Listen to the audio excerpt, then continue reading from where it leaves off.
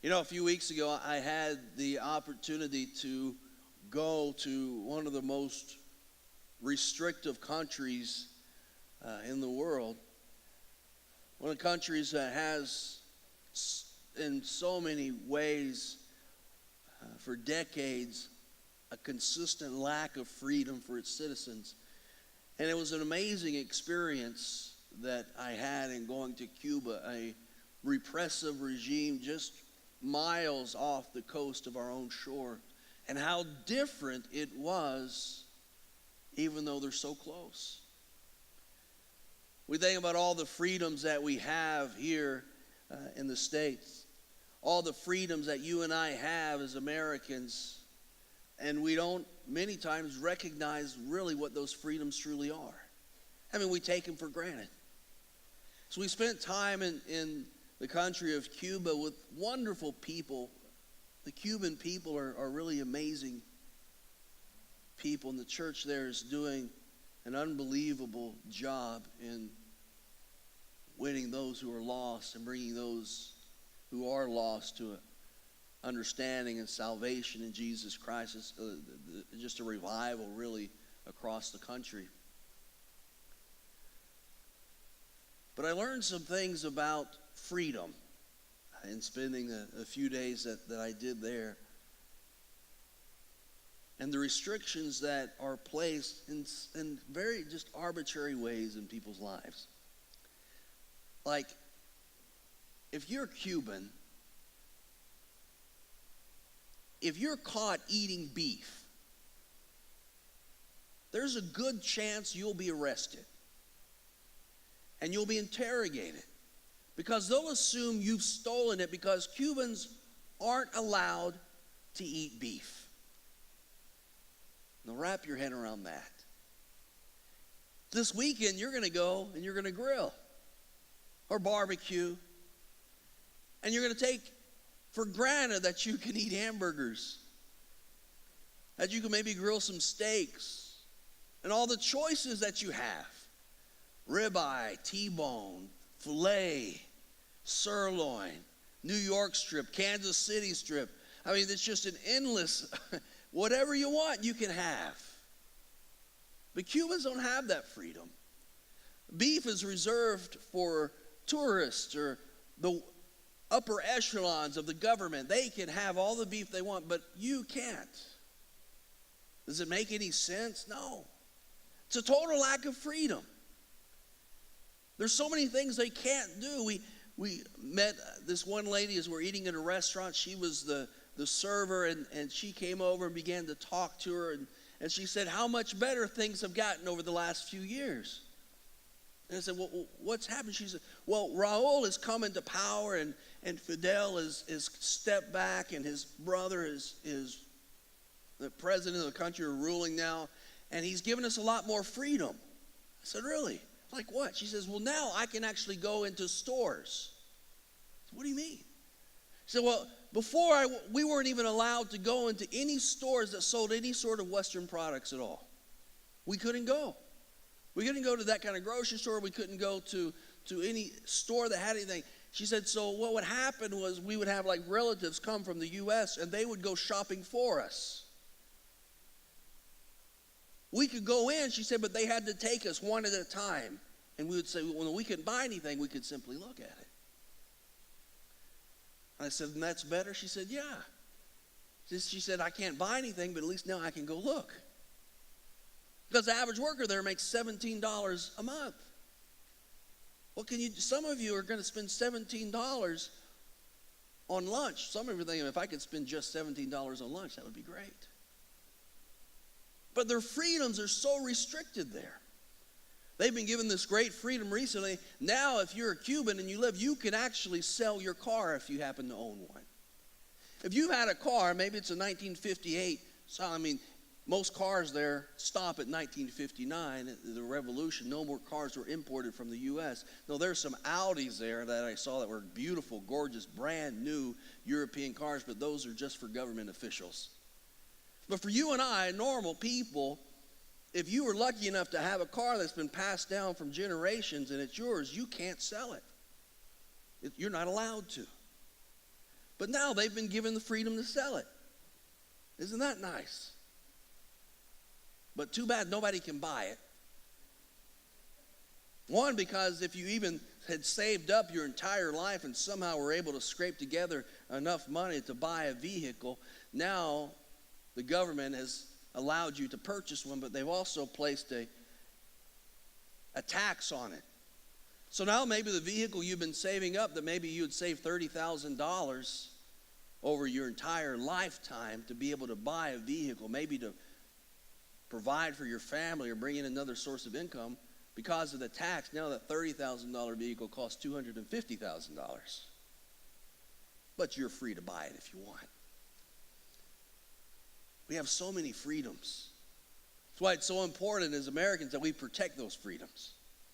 We do all that we can to ensure that we retain the freedoms that we have been given, so we don't go down the path of other countries and eroding a slow erosion of freedom in our life. But you know, as believers, as Christians, those that have been given freedom in Jesus Christ, we allow ourselves an erosion of our freedom in Jesus. We don't recognize that the freedoms that we have in Jesus Christ. Now, when I grew up, I would hear as a kid about all the freedom that came in Jesus. You ever hear that? You're free in Jesus. And I grew up, and it was always confusing to me, because no sooner had they told me that I was free in Jesus, they began to list all the things I couldn't do. You're free, but you can't do this, and you can't do this, and you can't do this, and you can't. And it always confused me. I thought, well, if I'm free, how come I can't do anything? And when I say can't do anything, I mean like really important things like wear shorts and go to movies. But otherwise I was free in Jesus. But you and I, as believers in Jesus Christ, are truly free. And it's not an earthly freedom that we talk about, but it's a freedom that we have from sin. It's a freedom that we have that sin once held on our life, that you and I have been set free. We don't have the same kind of restrictions. One more thing that was interesting to me while I was there. I have a lot of stories, but one of the things that we talk about freedom that we take for granted. One night it was raining, and we were coming back from a restaurant, and there, huddled on a street corner, were probably 30 or 40 late teenage, early 20-something, and they're all gathered together, huddled underneath this awning of this store, and they all had in their hands phones or tablets, and some even had laptops. Most likely they didn't buy it. They were usually brought in by relatives that are able to give, and you're not able to buy those in country, and if you could, they're so expensive it's unreasonable, so relatives will bring those things in and leave them. But they were all gathered together, and I said, what is this? And our host missionary said that, well, they just started allowing internet access this past January. And he said, so now that the government has allowed Wi-Fi hotspots. And I said, well, in Havana? He said, yeah. I said, how many? He said, I think there's 3 in all of Havana that you can access the internet. So all these teenagers and 20-something had come together in one of these hotspots and were just crammed together trying to access some kind of information. Post something on social media. Get something that they had not been able to see or get before. I'm sure it's heavily filtered. It was the entire internet system for the entire country, the networking system was set up by the Chinese. And so you know that the filters that they have on that just must be. But whatever information they could get felt like freedom to them. Because before, they're relegated only to the information that the government gave them, which wasn't very much. But they got a glimpse of freedom, a glimpse outside of their own country. Believers in Jesus Christ, those that have freedom. Freedom isn't, as believers, getting all that you want. Freedom isn't everything going right in your life. Freedom isn't getting everything you think you need. Freedom isn't a wide open swath of whatever and anything going right in your life.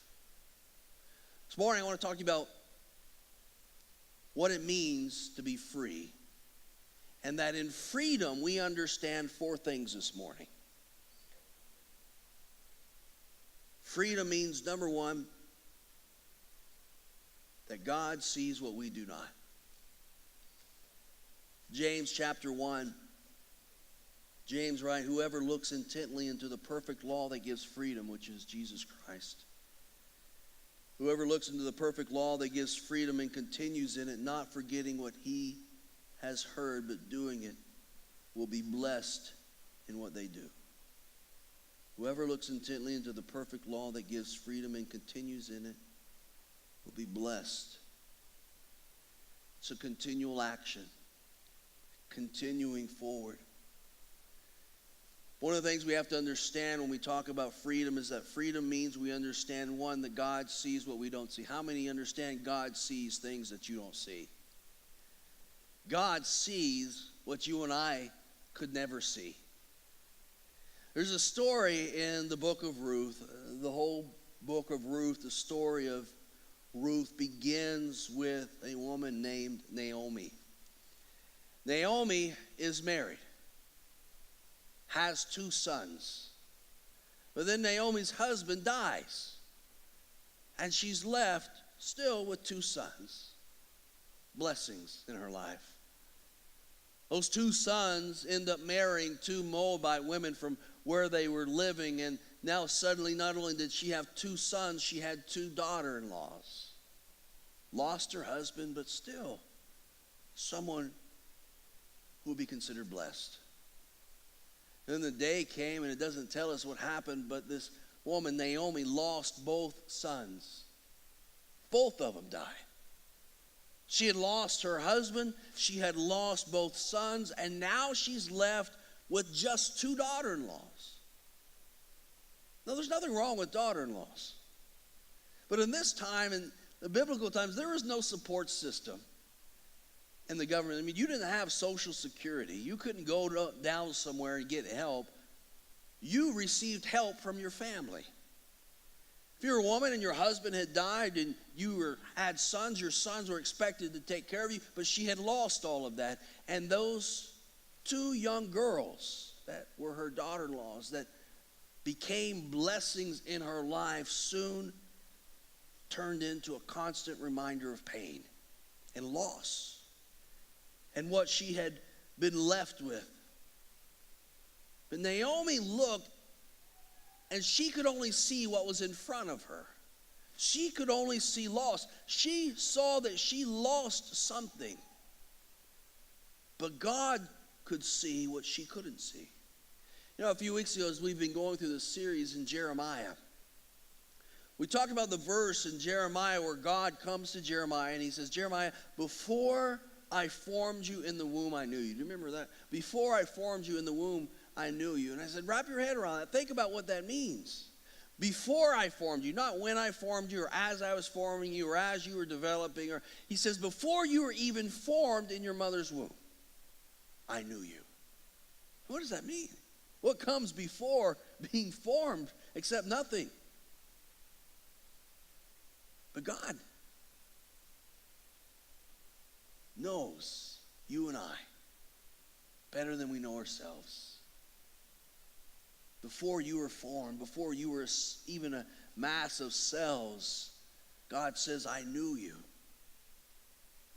How many know that he knows more than we do? God sees what we don't see. So Naomi loses it all. Loses her husband, loses her sons, and she has 2 daughter-in-laws. But in freedom, we're always given a choice. And that's part of freedom that you and I have, is that we are given choices. Now, we have lots of choices in America. In Cuba, they had very little choices. And as believers in Jesus Christ, you and I have the freedom to make choices in our life. And you're faced with choices daily. And you can make those choices. And Naomi faced a choice. And she gave her daughter-in-laws a choice. Because in our lives, there is always a point of decision. There is always a point in which you'll be asked, what will you do? What is the decision that you'll make? Naomi had asked her daughters to go back to what they knew. In our own lives, we'll always face a question of, will we go back to what we knew?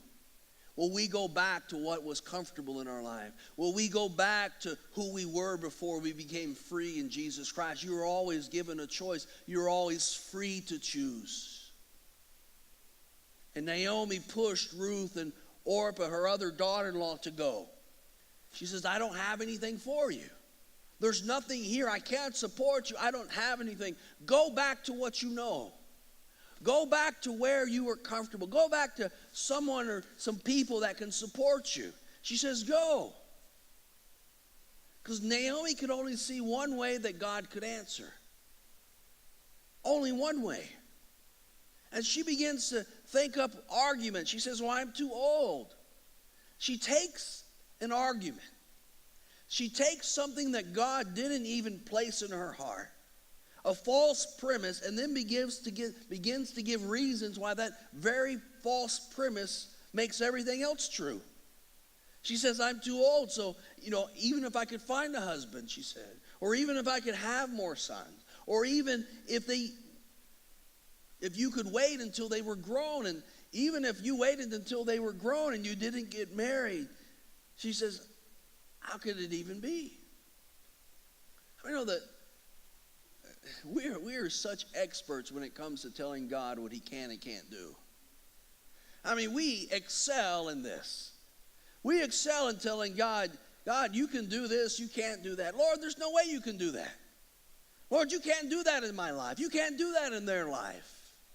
And we were always good at pleading our cases. And we talked about this a few weeks ago about pleading our cases of our inadequacies to God. Lord, I'm inadequate.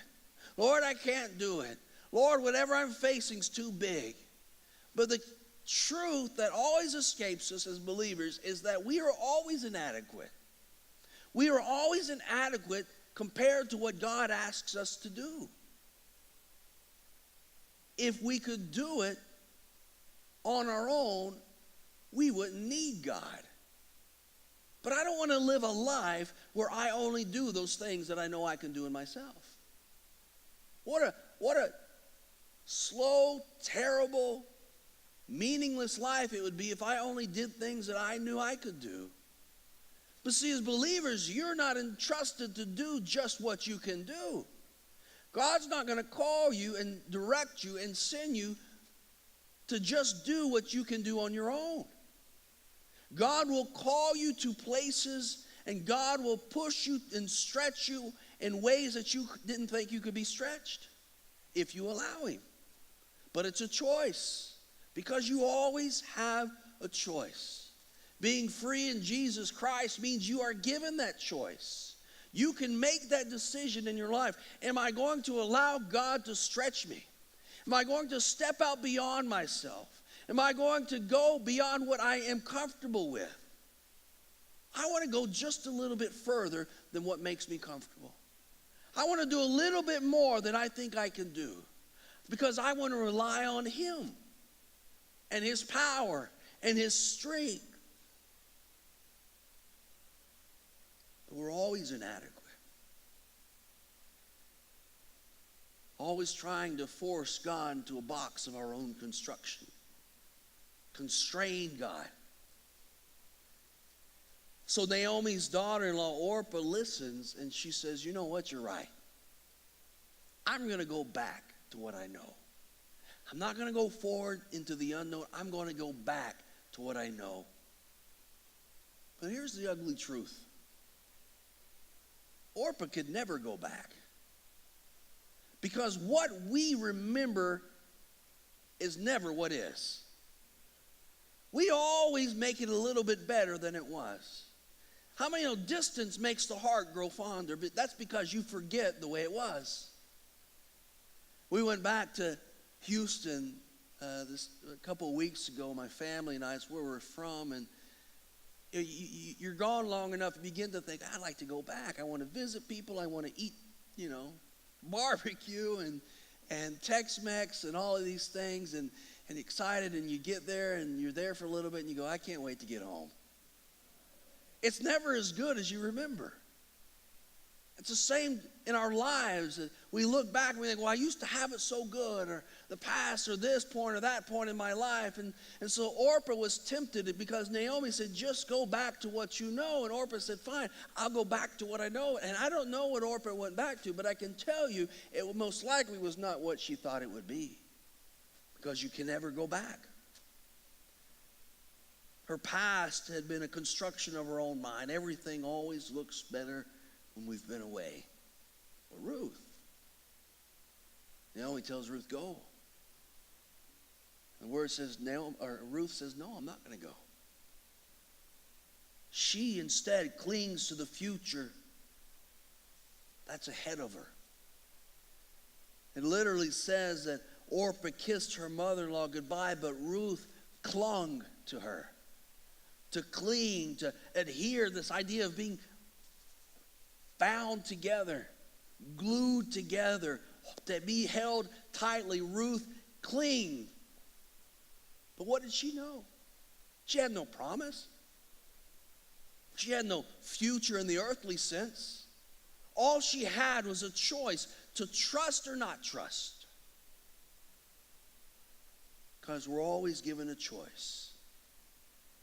That's when Ruth had replied to her mother-in-law Naomi. She said, where you die, I'll die, and there I'll be buried. May the Lord deal with me, be it ever so severely, if even death separates you and me. Ruth trusted the plan that God had for her future and didn't want to go back. And we have that choice. As those that are free in Jesus, you can choose to go forward, or you can go back. And in that choice, and freedom means that when faith is absent, bitterness takes hold.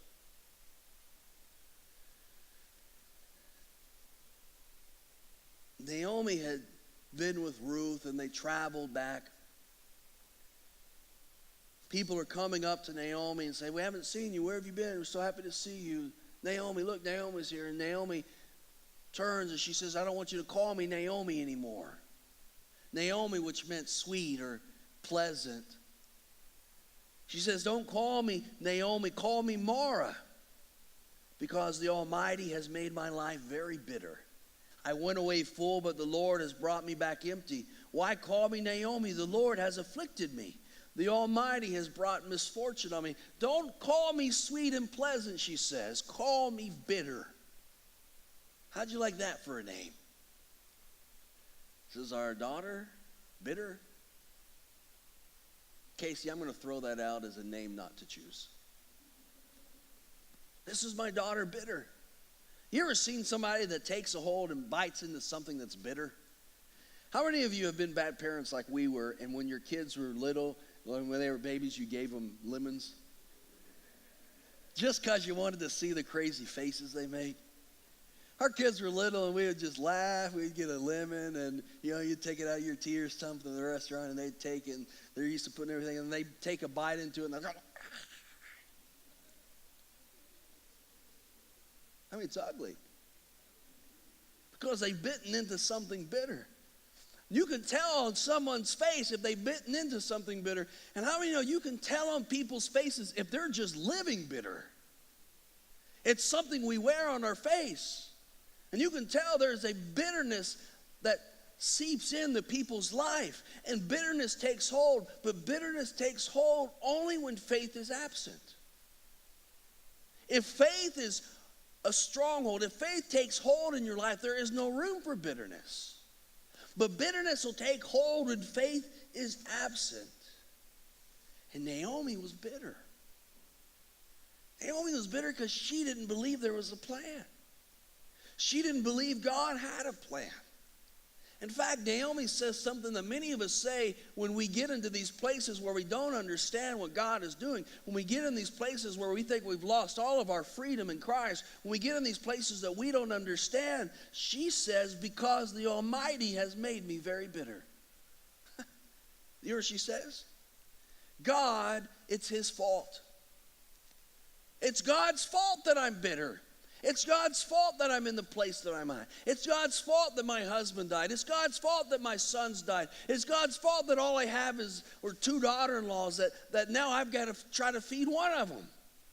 That's all God's fault. So often we want to blame God for every failure, mistake, trouble, misstep, valley in our life. We say, God, why did you let this happen? Bitterness takes hold when faith is absent. But it's our decision. It's our freedom to choose whether we get bitter or not. You get to decide if you're going to be bitter. You can become bitter if you allow yourself. Maybe you find out you're sick. Maybe you find out you had cancer. Or maybe you hear that someone is telling lies about you or gossiping about you, or a family or a loved one is trying to hurt you. Or maybe you got hurt in church. Maybe you didn't get the promotion you wanted.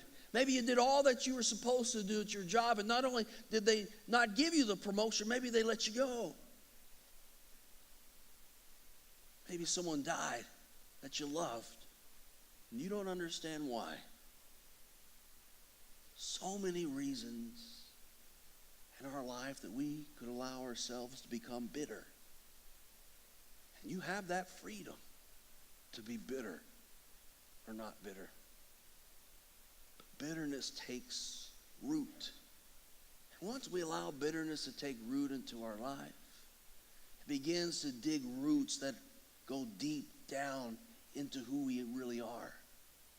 And when we allow bitterness to take hold, it begins to control every facet and aspect of our life, and you begin to look at your life through lenses of bitterness. But it only means that there's an absence of faith in your life.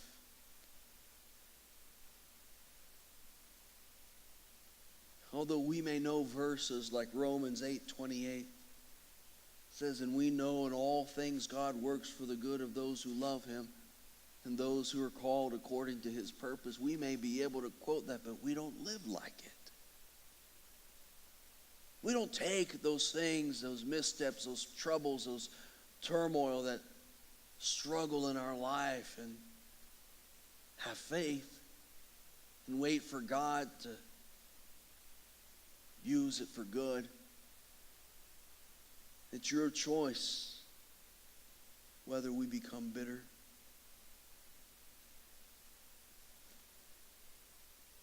Well, something happens. Naomi remembers that she has a relative that has a field. And this is really a last-ditch effort because they have nothing. They're just going to go curl up somewhere and die. No support system, no family to support them, no social security. There was just nothing. So Naomi tells Ruth, there is someone I know, a relative, and he has a field and they're harvesting right now. Go. Go down the rows as they harvest and pick up the grain that's fallen down into the dirt. Because it's so much trouble, they're not going to go back and pick that up. They're going to harvest and keep moving. And so whatever falls into the ground, into the dirt, is lost. And just go behind them and just dig through the dirt and see if you can get enough that we can live. So Ruth does this. Ruth goes to the field of a relative, Naomi, named Boaz. And as they begin to harvest the grain, Ruth follows behind them, and on her hands and knees, she crawls, picking up grain that has been pushed down into dirt and into mud. She crawls on her hands and on her knees as she becomes dirty, digging in. Really, there's more dirt in there than there is grain. She begins to bring it together. She's trying to pick up handfuls of dirt that have grain in them. She's putting them in her bag, and she goes and she works and works and works and works, digging in the dirt and in the mud, just trying to survive. And Boaz sees her. And Boaz says, we're not going to stop you from that. Feel free that you can continue to go down the rows and in the dirt, and you can get the little pieces of grain. You're welcome to it. And that was like a life preserver thrown out. Maybe there's a way. But then Boaz tells his servant something that he doesn't tell Ruth. Boaz goes to his servants and says, let her keep digging the grain out of the dirt. Let her keep crawling on her hands and her knees, and let her gather what she can gather out of all of this mud and dirt. He says, but every once in a while, I want you to pull out a stalk. So they would go through and they would cut down these stalks of grain, and they would stack them like teepees, or they would stack them in a way that would allow them to dry. And so he says, as you go and as you're harvesting, and you take out a stalk or two and drop it on the ground as you go. Now, Ruth didn't know this. Ruth thought it was all lost. She would barely be able to scrape by. So as she crawls on her hands and on her knees into the row, she goes down the first row, and all she can see is just what's right in front of her, the dirt and the mud and the grain that has been stepped on, and it's down, and she's getting, and she crawls, and she comes across a stalk. Not grain in the midst of mud and dirt, but an entire stalk full of grain. So she picks it up and she puts it in her bag. She says, well, isn't that lucky? Wow, it's my lucky day. He said I could have whatever I find, and they've accidentally dropped something. So she continues to crawl, and it's not much longer that she comes across another stalk. Oh, that's weird. Here's another one. She puts that in her bag, and she keeps crawling. And she finds another. And she looks up.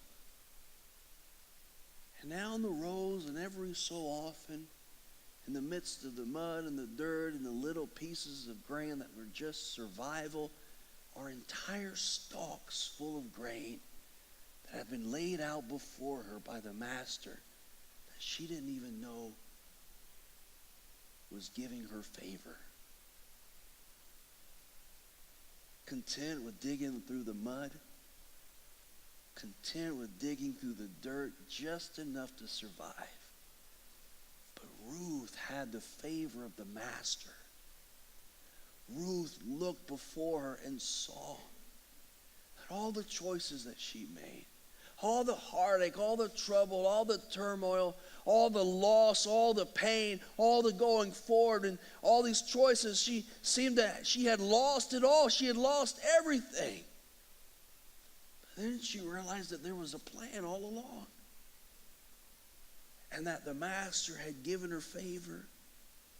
Did she have any claim to the stalks? No, they weren't hers. Had she done anything to deserve them? No, she didn't do anything to deserve them.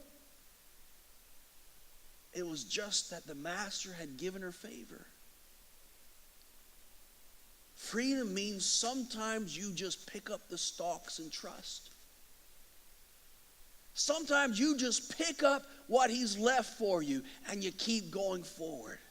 Because in the midst of all of the dirt in your life, in the midst of all the turmoil, in the midst of all the bad choices and the good choices, and all the pain and all the suffering, and all the things you thought that you've lost, and all the things that you thought were taken from you, and everything you think, what is this stuff called freedom in Christ Jesus? I don't feel like I'm free. I don't feel like I have anything. In the midst of all of that, the master leaves you stalks of blessing before you. And yet we become so bitter to what's around us. We don't see what the Master has done. We don't see what our Heavenly Father has placed into our life, into our path. Stalks of blessing. Ruth didn't deserve it. Ruth didn't deserve any of it. But she had received favor, whether she knew it or not. And as sons and daughters of God, you have received his favor. You have received his favor. You can just hold on to what you don't have. You can hold on to bitterness because of what you've lost, or the way you think things ought to be in your life. Or you can take hold of faith and trust our Heavenly Father that he has good things in store for your life. And blessings await you if you're just faithful and you're just consistent and you just keep going forward and you don't allow the enemy to take that away from you. And have faith and don't let bitterness take hold in your life. Some are too busy looking at circumstances that you find yourself in instead of seeing the favor that the Master has been giving you. You're in a valley. You've lost your job. You've lost a loved one. Your finances may be a mess. Maybe you've been betrayed by someone you love. Maybe you just aren't seeing the blessings that you thought should be yours at this point in your life. You have a choice. You don't always understand his plan. You know that, right? You don't always understand his plan. You don't always see all of it. Probably the most powerful verse in all of the book of Ruth happens at the very, very end after you read the story. When it ends up that Boaz marries Ruth as her redeemer. It's a whole series of things that happen, but the end result is that Ruth marries Boaz. Then at the end of Ruth, we read this verse that you could miss. And it said, and so Ruth and Boaz were married. And Boaz was the father of Obed. Ruth and Boaz's son, Obed. Obed, the father of Jesse. And Jesse, the father of David, the king of Israel. What Ruth never knew is that Ruth's great-grandson became king of all of Israel. Ruth's grandson. She couldn't have dreamed it. In her wildest dreams, you know she didn't think, my great-grandson will be king. As she's digging through the dirt and mud, just trying to survive. And you know she didn't know that 28 generations after David, her great-grandson to the 28th degree was the Son of God. Ruth didn't know. She refused to let bitterness take hold. And she had faith that there was a plan. When it all seemed lost, she just picked up the stalks and trusted. So you have a decision this morning. You can allow bitterness to reign in your life. Or you can trust God to keep moving forward and pick up the stalks he's left you in his favor. You can look at the circumstances you face and you can cry out to God all the reasons it isn't fair. But this morning, you can proclaim that you're not going to allow bitterness to take hold. That this morning you're going to trust your Heavenly Father. And that this morning you proclaim, I will pick up the stalks of his favor, move forward and continue to trust him in my life.